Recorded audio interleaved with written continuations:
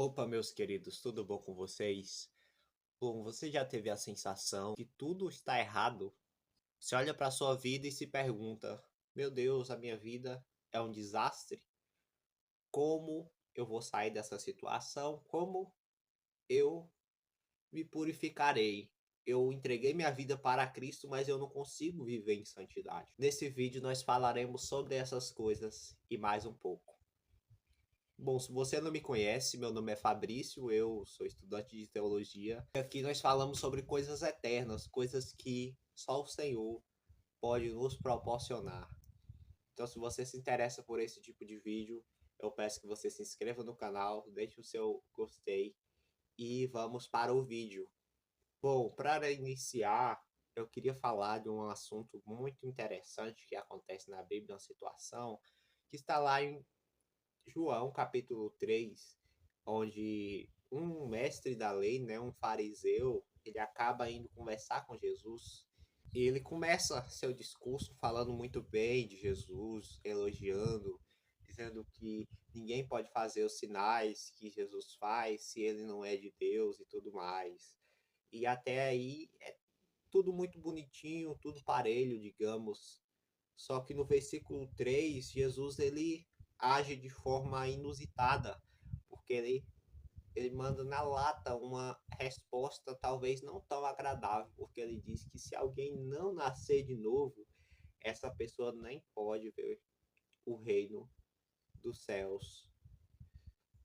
Aí ele segue explicando Nicodemos, né, o homem que entendia de tudo praticamente sobre a lei, ele não entende o que Jesus está falando.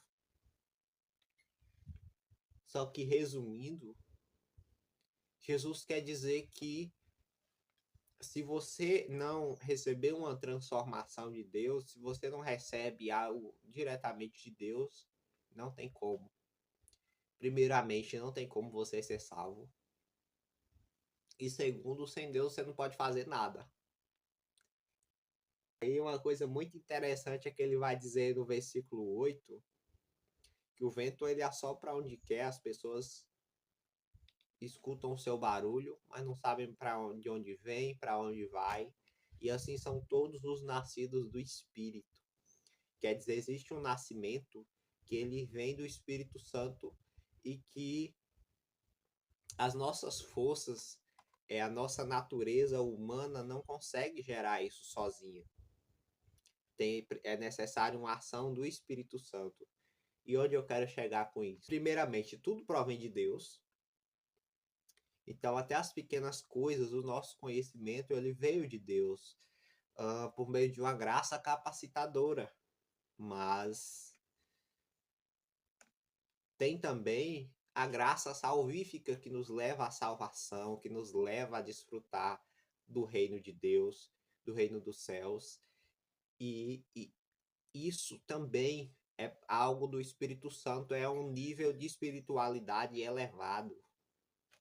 Entendem? Porque eu posso até pedir as coisas para Deus, Senhor, me dá um emprego, me dá uma casa, mas para eu confessar que eu preciso da salvação de Jesus, esse é um nível mais elevado, entendem? De espiritualidade. Não basta só eu dizer que eu acredito, que Jesus é o Filho de Deus mesmo. De fato, eu tenho que sofrer passar por um processo de regeneração. Aí muitas pessoas acabam se convertendo, acabam entregando suas vidas para Jesus, mas parece que nada mudou na vida da pessoa. A pessoa se pergunta por que, que eu ainda peco, por que, que eu ainda tenho essa vontade desgraçada de cometer pecados. E, e por muitas vezes falta uma busca de fato por esse espiritual, por uma comunhão perfeita com o Espírito Santo. Não vou dizer nem perfeita para não confundir vocês, mas uma comunhão genuína, uma comunhão em que você se arrepende e que você assume que depende dele para sobreviver. Se abrirmos a nossa Bíblia em Efésios capítulo 6, o versículo 10 em diante, vemos uma instrução muito boa, e fundamental para a nossa conduta, para a nossa vida cristã. Vai dizer o seguinte: quanto ao mais, sejam fortalecidos no Senhor e na força do seu poder.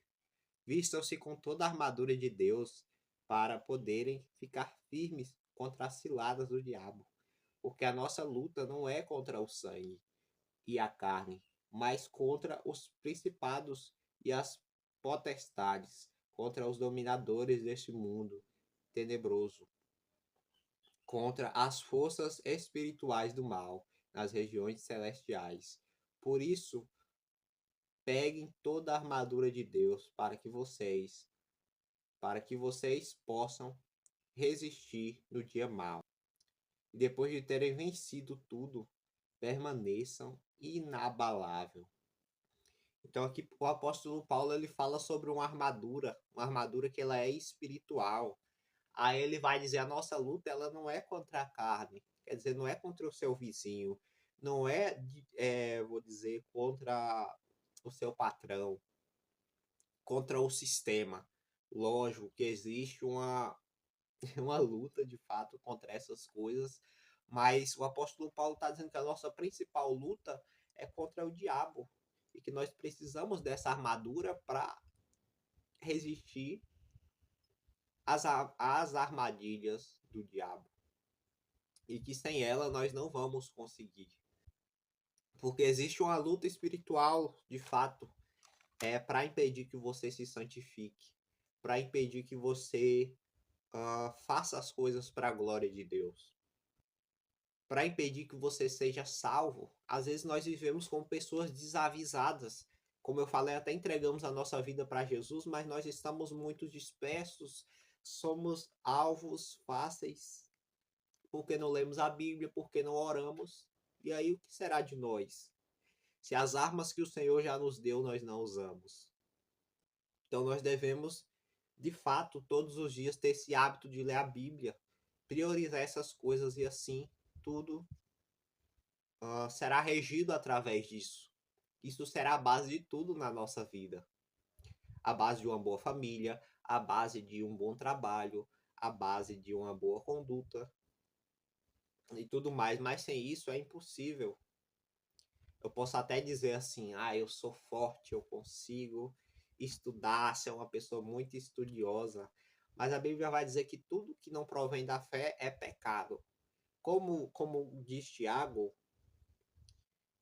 como eu posso dizer amanhã eu vou a determinado lugar, amanhã eu farei determinada coisa, se antes eu não disser, se Deus quiser eu farei, se Deus quiser eu irei.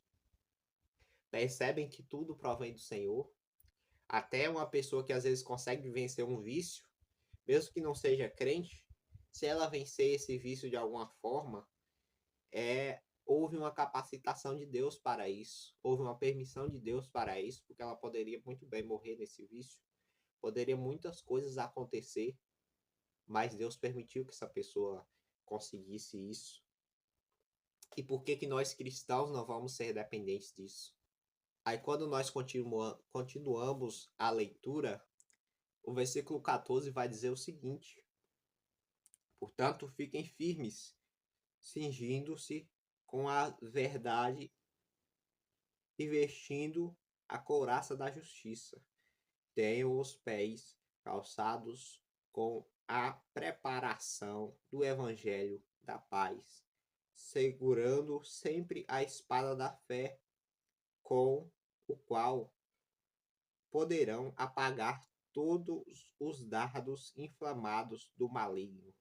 Usem também o capacete da salvação e a espada do Espírito, que é a palavra de Deus. Então, aqui temos uma complexidade, temos uma gama de elementos que o apóstolo Paulo cita, que nós podemos usar muito bem como ferramentas na nossa vida.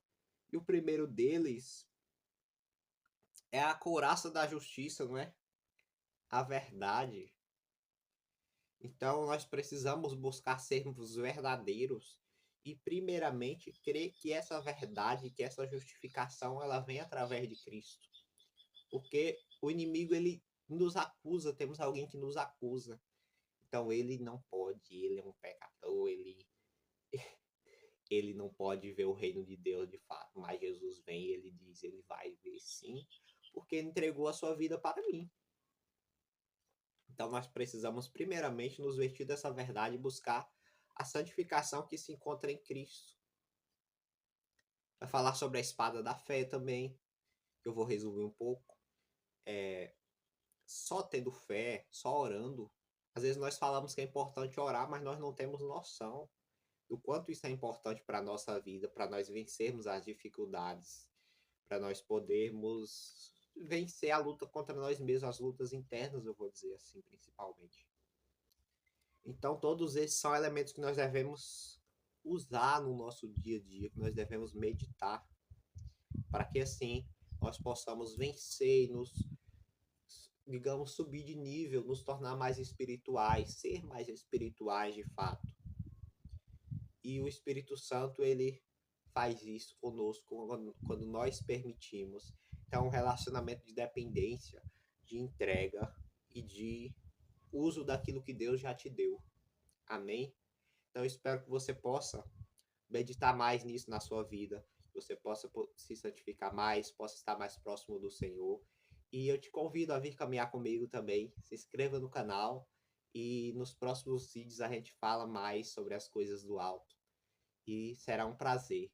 Amém? Esse foi o vídeo, valeu e fiquem com Deus.